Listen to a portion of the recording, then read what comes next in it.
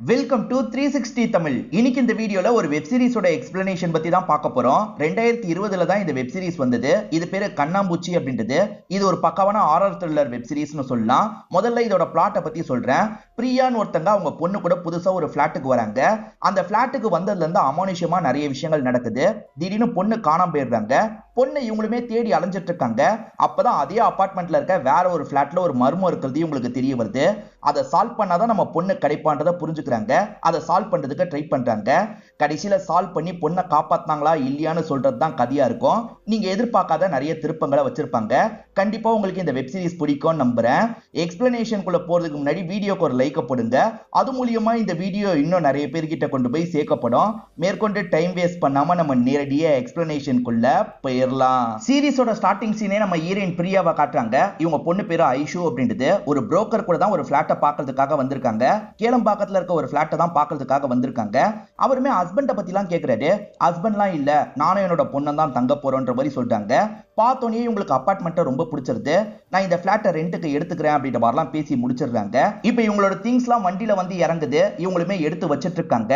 அப்ப பக்கத்து பிளாட்லாம் வேலை பார்க்குற ஒரு பொண்ணு எனக்கு வேலை இருக்குமான்ற மாதிரி கேட்கிறா. வேலை இருக்கும், நான் வேலைக்கு போகும்போது குழந்தைய பார்த்துக்கணும் அப்படின்ற மாதிரிலாம் சொல்லிட்டாங்க. இப்ப அந்த பொண்ணுமே வீட்டுக்கு வந்து வேலையெல்லாம் பார்த்துட்டு இருக்கா. சார் வேலை விஷயமா இருக்காரா, எப்ப வருவாரு அப்படின்ற மாதிரி அந்த வேலைக்காரங்க கேக்குறாங்க. இதை கேட்டோன்னா பிரியாவோட முகமே மாறிடுது.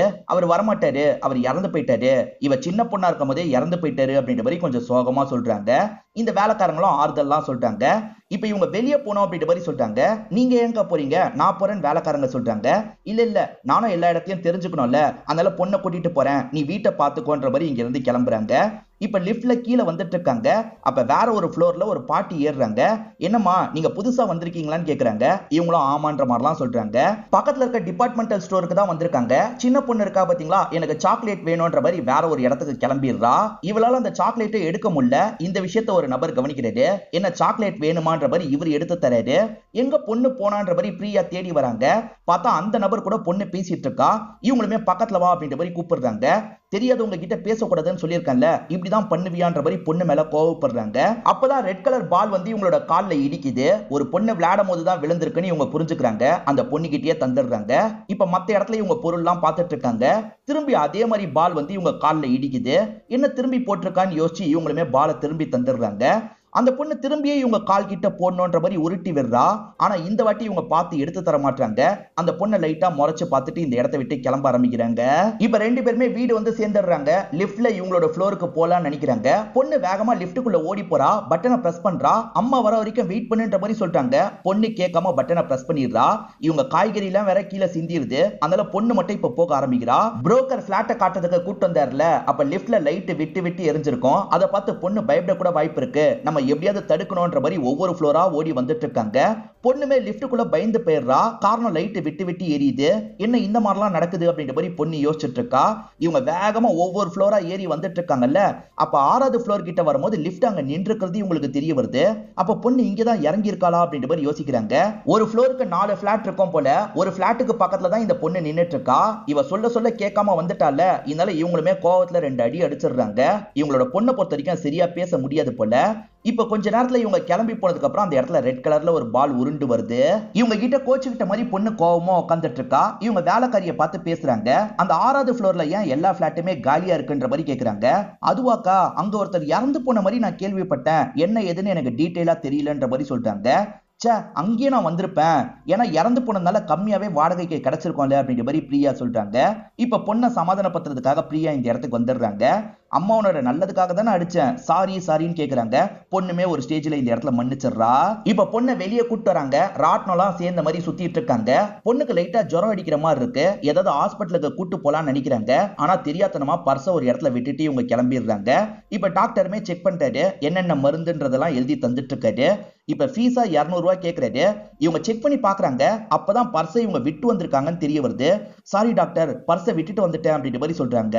பரவாயில்ல, அடுத்த வாட்டி வர வரும்போது தாங்கன்ற மாதிரி டாக்டர் சொல்லிட்டாரு. அங்கிளுக்கு ஒரு கிஸ் மட்டும் தான்ற மாதிரி அந்த சின்ன பொண்ணு கிட்ட கேக்குறாரு. அந்த பொண்ணுமே கிஸ்லாம் பண்ணிடுறா. இவங்களுமே வீட்டுக்கு வந்துடுறாங்க. இப்ப சந்தோஷ் அப்படின்ற ஒரு டெலிவரி பாய நமக்கு காட்டுறாங்க. இவருக்கு தான் உங்களோட பர்ஸ் கிடைச்சிருக்கு போல. ஃப்ரெண்ட் இருக்கார்ல, பர்ஸ்ல இருக்க காசை நம்மளே எடுத்துக்கலான்ற மாதிரி சொல்லிட்டாரு. ஆனா சந்தோஷ் இருக்கார்ல, கால் பண்ணி அவங்க கிட்ட காசை தரணும்னு நினைக்கிறாரு. ஐடி கார்டுல அவங்க நம்பர் இருக்கு. அந்த நம்பருக்கு திரும்ப திரும்ப கால் பண்றாரு. ஆனா பொண்ணு முடியாம இருக்கால, அந்த விஷயத்துல இவங்க கொஞ்சம் சீரியஸா இருக்காங்க. போன் காலை பெருசா கவனிக்கவே மாட்டாங்க. ரொம்ப லேட்டா தான் காலை பாக்குறாங்க. யாரு என்னன்ற மாதிரி பேசுறாங்க. உங்க பர்ஸை விட்டுட்டு போயிட்டீங்க, அது சம்பந்தமா தான் கால் பண்ண. நீங்க எங்க இருக்கீங்க, நானே வந்து தரேன்னு சொல்லிட்டாரு. நான் இந்த ஏரியால தான் இருக்கேன்ற மாதிரிலாம் இவங்க சொல்றாங்க. வேலை விஷயமா வரும்போது இவருமே கால் பண்றாரு.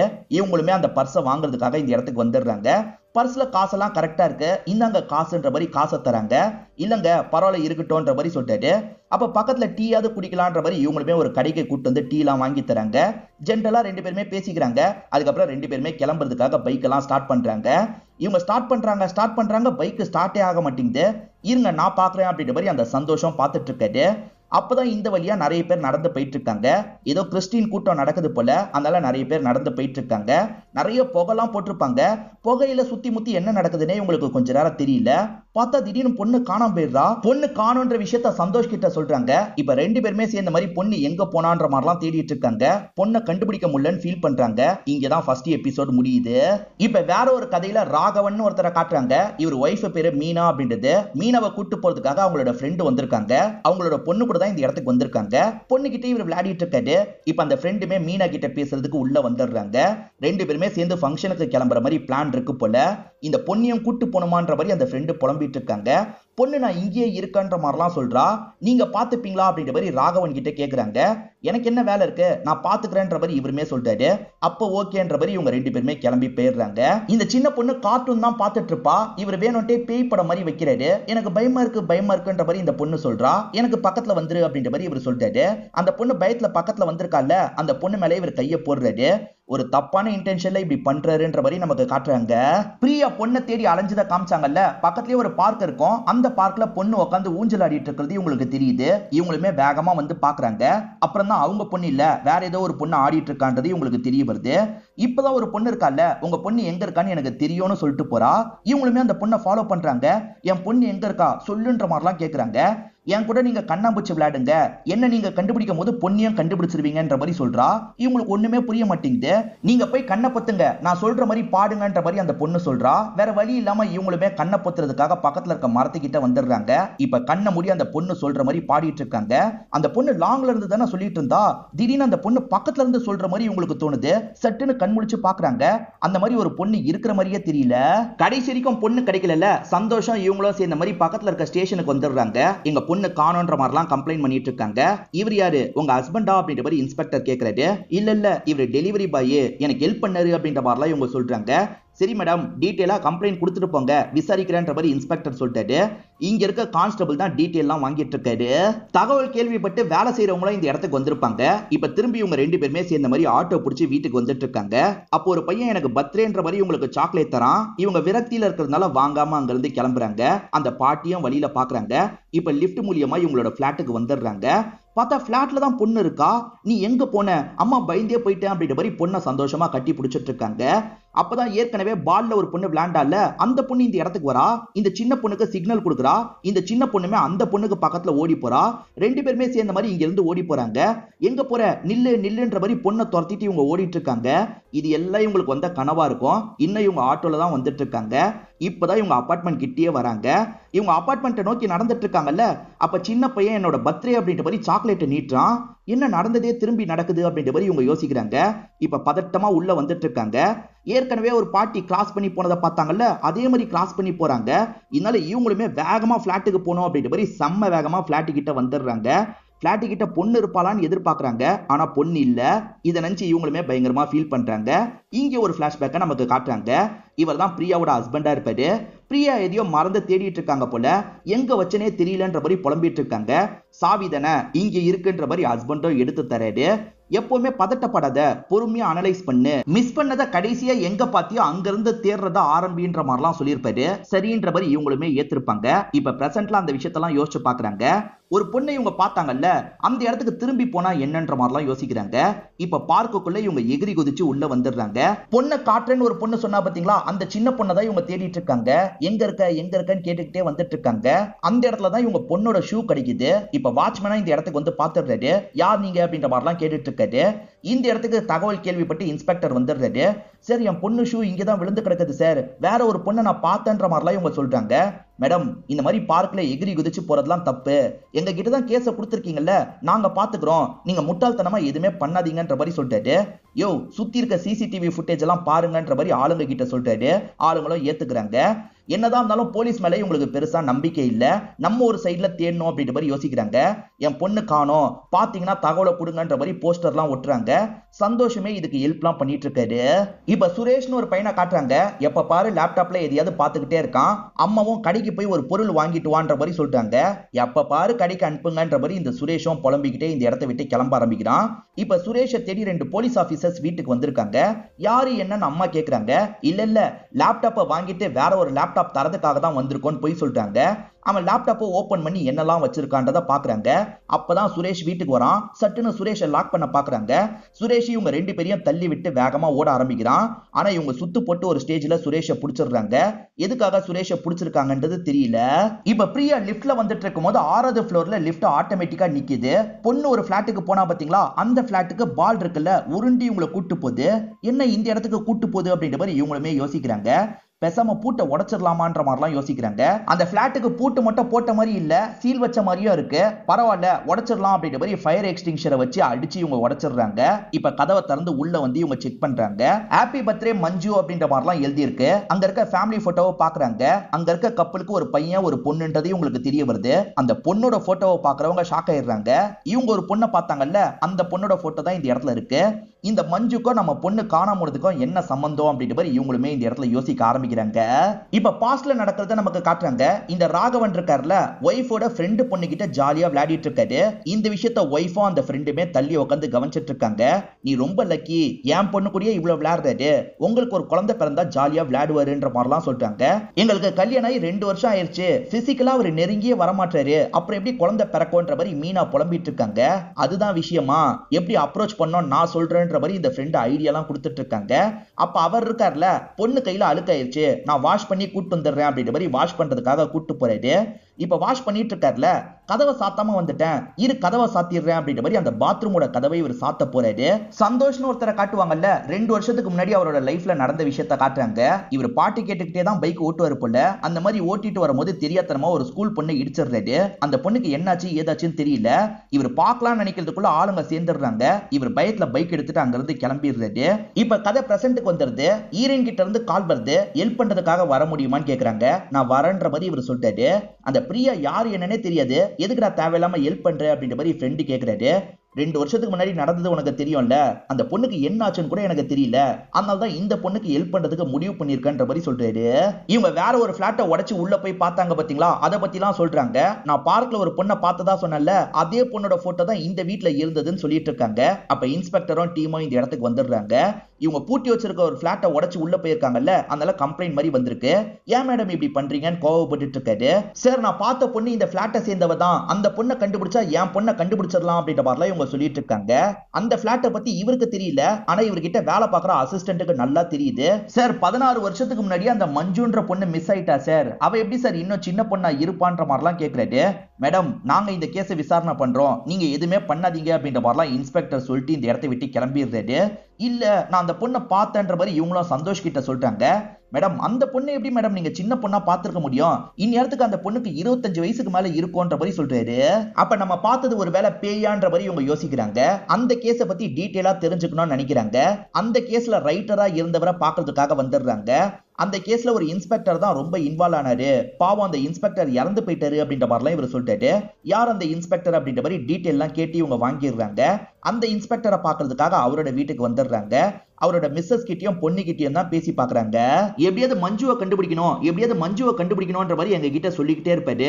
ஒரு நாள் எங்களை கூட்டிட்டு ஹோட்டலுக்கு போனாரு. ஹோட்டல்ல சாப்பிட்டுட்டு இருக்கும் போது அவருக்கு போன் கால் வந்தது. என்ன ஆச்சுன்னு தெரியல, கொஞ்சம் பதட்டமா மாறிட்டாரு. நம்ம உடனே வீட்டுக்கு போலான்னு வீட்டுக்கு கூட்டு வந்துட்டாரு. வீட்டுல இருந்து வேகமா கிளம்பி போனாரு. அப்படி போனவர் திரும்பி வரவே இல்லைன்ற மாதிரிலாம் அழுதுட்டு இருக்காங்க. அவரோட திங்ஸ் எல்லாம் பார்க்கணும்ன்ற மாதிரி இவங்களுமே செக் பண்றதுக்காக வராங்க. ஒரு கேஸ்ல அவர் சம்பந்தப்பட்ட எல்லா திங்ஸ்மே வச்சிருக்காரு. அதுல ஒரு கேசட் இருக்கு. இந்த மஞ்சு சம்பந்தப்பட்ட கேசட்னு தெரிய வருது. இவங்களுமே போட்டு பாக்குறாங்க. மஞ்சுவோட அப்பா பேரு தேவா அப்படின்றது, அம்மாவோட பேரு காயத்ரி அப்படின்றது. ஏற்கனவே ஒரு பையன் இருப்பான். அவன் மன வளர்ச்சி இல்லாத பையனா இருப்பான். அவன் பேரு பாலு அப்படின்றது. இப்ப ஒய்ஃப் ரெண்டாவது டெலிவரிக்காக வந்திருக்காங்க. ரெண்டாவதா இவங்களுக்கு பெண் குழந்தை பிறகுது. இந்த குழந்தையோட பேர் தான் மஞ்சுவா இருக்கும். வாழ்க்கையில நடக்கிற எல்லாத்தையும் கேப்சர் பண்ணுவாங்கல்ல, அந்த மாதிரி தான் தேவராஜ் எல்லாத்தையும் கேப்சர் பண்ணுவாரு. பசங்க கூட ரொம்ப அன்பா இருக்கிற மாதிரிலாம் நமக்கு தெரியுது. மஞ்சுக்கு 10 வயசு ஆக போது. இந்த பர்த்டேவை கிராண்டா செலிப்ரேட் பண்ணணும்னு யோசிக்கிறாரு. ஃப்ரெண்ட்ஸ் ஃபேமிலின்னு எல்லாரையுமே அந்த பிளாட்டுக்கு வர வச்சிடுறாரு. எல்லாருமே ஒவ்வொருத்தரா வந்துட்டு இருக்காங்க. அவங்க எல்லார்கிட்டயும் பேசி இவர் கேப்சர்லாம் பண்ணிட்டு இருக்காரு. இப்ப பர்த்டேவும் நல்லபடியா நடந்துருது. எல்லாருமே சாப்பிடுறதுக்காக ஒவ்வொரு பக்கம் தள்ளி போறாங்க. சின்ன பசங்களாம் கண்ணாம்பூச்சி விளையாடலான்ற மாதிரிலாம் முடிவு பண்றாங்க. இவர் இருக்கார்ல, இன்னைக்கு மட்டும் நான் குடிச்சுக்கிறேன்ற மாதிரி ஒய்ஃப் கிட்ட பர்மிஷன் வாங்கிடுறாரு. இப்ப ஃப்ரெண்ட்ஸ் கூட சேர்ந்த மாதிரி ஒரு இடத்துல குடிச்சிட்டு இருக்காரு. கண்ணாம்பூச்சி விளையாடுறாங்கன்னு சொன்ன பாத்தீங்களா, இப்ப பாலு கிட்ட தான் கேமரா இருக்கு. அவனுமே ஒளிஞ்சுக்கலான்ற மாதிரி அப்பா இருக்கிற இடத்துக்கு வரான். தேவராஜும் இந்த ரூம்க்குலாம் வரக்கூடாது, வேற ரூம்ல போய் ஒளிஞ்சுக்கோன்னு பையன் கிட்ட சொல்லிட்டாரு. இப்ப பாலுவும் அந்த மஞ்சுவும் சேர்ந்த மாதிரி தான் ஒரு ரூம்ல போய் ஒளிஞ்சுக்கிறாங்க. பாலு கட்டிலுக்கு அடியில ஒளிஞ்சுக்கிறான். மஞ்சு அங்க இருக்க கபோர்ட்ல ஒளிஞ்சுக்கிறாங்க. அப்பதான் ஒளிஞ்சிருக்க மஞ்சு கிட்ட ஒருத்தர் வந்து பேசுறாரு. பார்ட்டிக்கு வந்த யாரோ போல, அவரோட ஃபேஸ் தெளிவா தெரிய மாட்டேங்குது, கால் மட்டும் தான் தெரியுது. அந்த நபர் இருக்கார்ல, மஞ்சு கிட்ட பேசி அங்க இருந்து கூட்டு போறதுக்கு பிளான் எல்லாம் போடுறாரு. அப்படியே அந்த வீடியோ கட் ஆயிருது. இப்ப வேற ஒரு வீடியோ பிளே ஆகுது. என்ன மன்னிச்சிரு பாலுன்ற மாதிரி இந்த அப்பா பேசுறாரு. அப்பா சாவலான்னு முடிவு எடுத்துறாரு போல. இப்ப அந்த கேமராவை ரெக்கார்டிங்ல வச்சே சித்துறாரு. அந்த பிளாட்ல யாரோ இறந்து போனதா வேலைக்காரி சொன்னாங்கல்ல, 16 வருஷத்துக்கு முன்னாடி இவர் இறந்து போனதை பத்தி தான் சொல்லியிருப்பாங்க. இதை தாண்டி கேஸ் விசாரிச்ச இன்ஸ்பெக்டர் ரெக்கார்டிங்லாம் பண்ணி வச்சிருக்காரு. அந்த ஆடியோ ரெக்கார்டிங்க கேட்கும் போது அந்த இன்ஸ்பெக்டர் எப்படி கேஸை விசாரணை பண்ணிருக்காருன்றது உங்களுக்கு தெரிய வருது. முதல்ல பொண்ணு காணாம போயிருப்பா, அவளை தேடி அம்மாவும் காணாம போயிருப்பாங்க. ஹஸ்பண்ட் தான் இன்ஸ்பெக்டரை வர வச்சு இந்த விஷயத்தெல்லாம் சொல்லிட்டு இருக்காரு. கவலைப்படாதீங்க, பொண்ணு அம்மான்னு ரெண்டு பேரையும் சீக்கிரமா கண்டுபிடிச்சிடுறன்ற மாதிரி இன்ஸ்பெக்டர் சொல்லியிருப்பாரு. எல்லா பக்கமா அவங்க ரெண்டு பேரையும் தேடிட்டு இருந்திருப்பாரு. அப்பதான் அம்மாவோட பாடி ஒரு இடத்துல ஒதுங்கி கிடக்கும். அடையாளத்துக்காக தேவராஜ வர வைக்கிறாரு. தேவராஜ் என்னோட ஒய்ஃப் தான் இறந்து போயிருக்கா அப்படின்ற மாதிரி பயங்கரமா ஃபீல் பண்ணிட்டு இருக்காரு. பொண்ணு எங்க போனான்னு தெரியல. இப்ப பையன் மட்டும் தான் இருக்கான். தனியா பையனை நம்ம எப்படி பாத்துக்க போறோம் அப்படின்ற மாதிரி இவர் மனசு உடைஞ்சிருக்காரு. பையனை தியேட்டருக்கு படம் பார்க்கறதுக்காக கூட்டு வந்திருக்காரு. இரு நான் வந்துடுறேன்ற மாதிரி அங்க இருந்து கிளம்பி வீட்டுக்கு போயிருப்பாரு. அப்படி வீட்டுக்கு போனவர் தான் இறந்து போயிடலான்ற மாதிரி முடிவு எடுத்திருப்பாரு. இன்ஸ்பெக்டருக்கு இந்த பையனை வளர்க்கணும்ன்ற மாதிரி ஒரு எண்ணம் இருக்கு. ஆனா லீகலா நிறைய ப்ராப்ளம் இருக்கும். அதனால இவரால வளர்க்க முடியாம போயிருக்கும். அந்த பொண்ணை எப்படியாவது கண்டுபிடிக்கணும்னு நினைக்கிறாரு. கண்டிப்பா அந்த ஃபங்க்ஷனுக்கு வந்த யாரோ தான் அந்த சின்ன பொண்ணை கூட்டு போயிருக்காங்க. அது தெரிஞ்சதுனால அம்மாவோட கதையை முடிச்சிருக்காங்க. அவன் யாருன்னு கண்டுபிடிக்கணும்ன்ற மாதிரி பயங்கரமா விசாரணை பண்ணிட்டு இருக்காரு. இந்த விசாரணை எல்லாம் நடந்துட்டு இருக்கிறது அவனுக்கு டிஸ்டர்பன்ஸா இருக்கு போல. ஒரு ஸ்டேஜ்ல அவன் கால் பண்றான். நீ என்னதானே தேடிட்டு இருக்க அப்படின்ற மாதிரி கேட்கறான். நானே உன்னை பார்க்கலாம்னு நினைக்கிறேன், ஒரு இடத்துக்கு தனியா வான்ற மாதிரி சொல்றான். இவருமே போய் ஒரு கை பாத்துடலான்னு முடிவு பண்ணிட்டு போயிருப்பாரு. அப்படி போனவர் தான் திரும்பி வரலன்றது தெரிய வருது. இப்பதான் சுரேஷை எதுக்காக தூக்கி இருக்காங்கன்னு தெரிய வருது.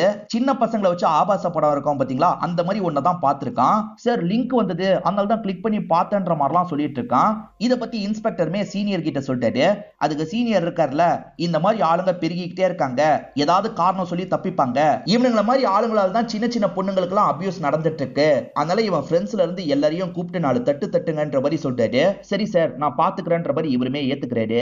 எப்பவுமே ராகவன் கிட்ட அந்த சின்ன பொண்ணு நல்லா விளையாடுவாள்ல, ஆனா இப்ப ராகவனை பார்த்து லைட்டா பயப்படுறா. ஆனா இந்த விஷயத்தை அந்த பொண்ணோட அம்மா கண்டுபிடிக்க மாட்டாங்க. சாதாரணமா அவர் கூடயே டிராவல்லாம் பண்ணிட்டு இருக்காங்க. நாங்க ஷாப்பிங் முடிச்சுட்டு வந்துடுறோம், நீங்க வெயிட் பண்ணுங்கன்ற மாதிரி பொண்ணை விடுறாங்க. பொண்ணு நான் உங்க கூடயே வரேன்னு சொல்றா. இல்ல இல்ல நீ அங்கிள் கூடயே இருன்ற மாதிரி அம்மாவும் இங்கேயே விட்டுட்டு போயிடுறாங்க. இந்த பொண்ணு இப்ப ராகவனை பார்த்தாலே பயப்படுறா. தொடர்ச்சியா அபியூஸ் பண்ணிட்டு இருக்காருல, அதனாலதான் இந்த பொண்ணு ராகவனை பார்த்து பயந்துட்டு இருக்கா போல. மனநலம் பாதிக்கப்பட்ட பாலு ஒரு ஆசிரமத்துல தான் இருக்கான்னு தெரிய வருது.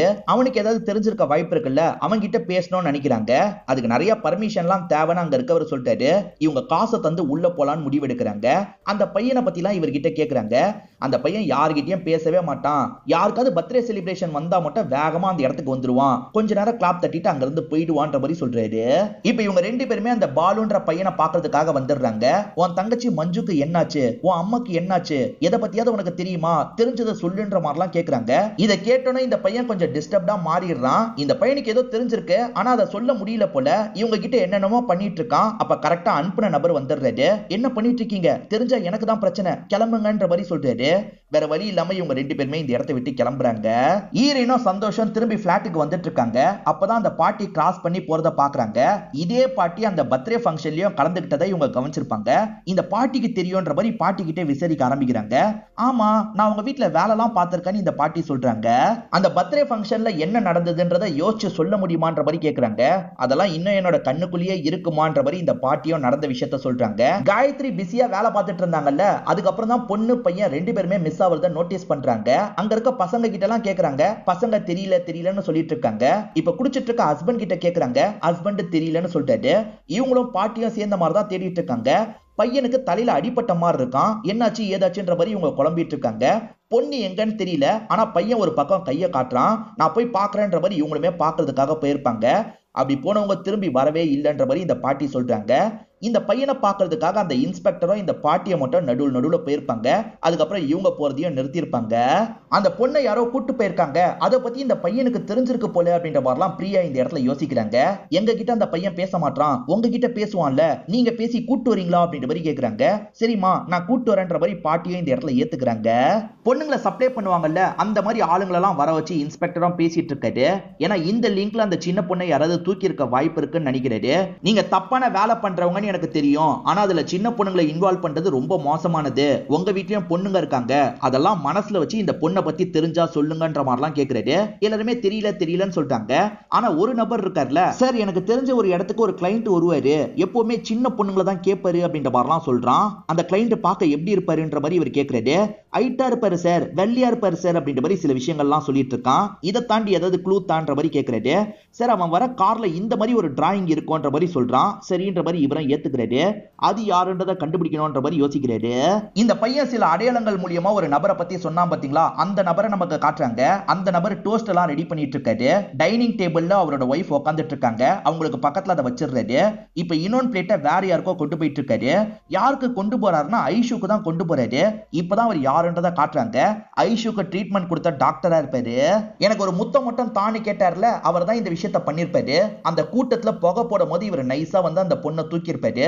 இவரோட ஒய்ஃப் அசைவே இல்லாத மாதிரி தான் உட்காந்துட்டு இருக்காங்க. இப்போ ஒய்ஃபுக்கு பக்கத்துல வந்து சாப்பிடுன்ற மாதிரி பேசுறாரு. இப்பதான் பிளாஷ்பேக்ல நடந்த விஷயத்த காட்டுறாங்க. ஆக்சுவலா இவர் தான் அந்த ராகவனா இருப்பாரு. ஒய்ஃப் மீனா இருக்காங்கல்ல, இவரோட வீக்னஸ் பத்தி கண்டுபிடிச்சிடுறாங்க. இத்தனை வருஷம் எதுக்காக என்ன நெருங்காம இருக்கன்னு பல வாட்டி யோசிச்சிருக்கேன். இப்பதானே காரணம் புரியுது. எப்படா சின்ன பொண்ணுங்க கிட்ட போய் உன்னால இப்படி நடந்துக்க முடியுது அப்படின்ற மாதிரிலாம் பயங்கரமா திட்டுறாங்க. உன்கிட்ட தான் பேசுறேன், பதிலுக்கு ஏதாவது பேசுன்ற மாதிரிலாம் திட்டிருப்பாங்க. இப்ப பிரசன்ட்ல இவன் இருக்கான்ல, உன்கிட்ட தான் பேசுறேன், பதிலுக்கு ஏதாவது பேசுன்ற மாதிரிலாம் சொல்றான். ஆக்சுவலா இவங்களை ஊசி போட்டு தான் இந்த மாதிரி இவன் மாத்தி வச்சிருக்கான். இப்ப ஈரனும் ஹஸ்பண்ட் போட்டோவை பார்த்து ஒரு பிளாஷ்பேக்கை யோசிச்சு பாக்குறாங்க. இவங்களுக்கு குழந்தை பிறந்து கொஞ்ச நாள் ஆகுது. ஹஸ்பண்ட் இருக்கார்ல, இவளை நம்ம எப்படி வளர்க்க போறோம்ன்ற மாதிரி கேக்குறாரு. இந்த மாதிரிலாம் பண்ணி நம்ம வளர்த்துக்கலாம்ன்ற மாதிரி சொல்லிட்டாங்க. நீ தனியா பேலன்ஸ் பண்ணிருவியான்ற மாதிரி கேக்குறாரு. தனியாவா? நான் ஏன் தனியா பாத்துக்க போறேன்ற மாதிரி இவங்க கேக்குறாங்க. எனக்கு ப்ராப்ளம் இருக்குன்னு சொன்னல, டெஸ்ட் பண்ணி பார்த்தேன், நான் ஃபைனல் ஸ்டேஜ் ஆஃப் கேன்சர்ல தான் இருக்குன்ற மாதிரி சொல்றாரு. இதை கேட்கிறவங்க உடஞ்சு போயிடுறாங்க. ட்ரீட்மெண்ட் பண்ணா கூட 3 மாசம் தான் நான் உயிரோட இருப்பேன், அதுக்கப்புறம் இறந்து போயிடுவேன்னு சொல்றாரு. அப்படிதான் ஹஸ்பண்ட் இறந்து போனாருன்றதை புரிய வைக்கிறாங்க. இப்ப பிரியாவும் ஒரு இடத்துல கேக் வாங்குறதுக்காக வந்திருக்காங்க.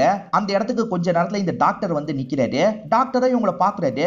நீங்க கொஞ்ச நாளைக்கு முன்னாடி ஹாஸ்பிட்டலுக்கு வந்தீங்கல்ல, உங்க பொண்ணு பேர் கூட ஐஷு தானே, எப்படி இருக்கான்ற மாதிரி கேக்குறாரு. இவங்க காணுன்ற விஷயத்த சொல்ல மாட்டாங்க, நல்லா இருக்கான்ற மாதிரி மட்டும் சொல்லிட்டு இங்க இருந்து கிளம்புறாங்க. இவங்க போறதையே இவர் குறுகுறுன்னு பார்த்துட்டு இருக்காரு. சார் கேக்ல என்ன பேர் எழுதணும்ன்ற மாதிரி இங்க இருக்கவன் கேக்குறான். ஐஷுன்னு பேரை எழுதி தாங்கன்ற மாதிரி இவருமே சொல்றாரு.